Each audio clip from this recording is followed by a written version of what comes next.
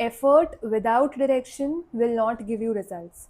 Even if you study for 10 hours a day, but you do not have a proper strategy, you will not be able to clear the exam.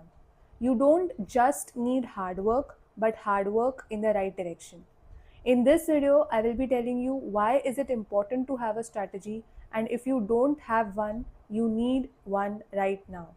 To achieve any goal, you need to break it down into steps, and a strategy will help you achieve those steps one by one. There is a 100-meter sprint race after 3 months.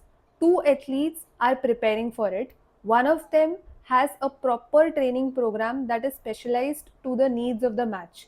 The other athlete trains hard, but the plan that he has, the training program that he has, is generalized. It is not that specific as compared to the first athlete.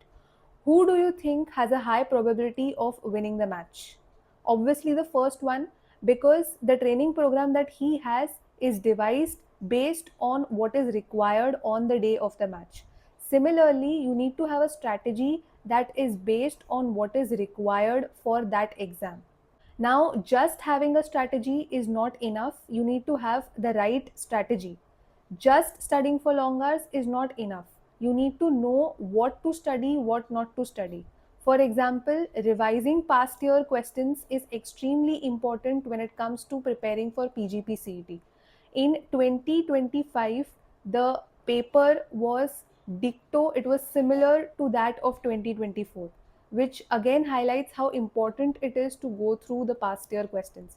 Now, if you are not doing that and you are doing 10 other things, it does not make a difference how hard you study.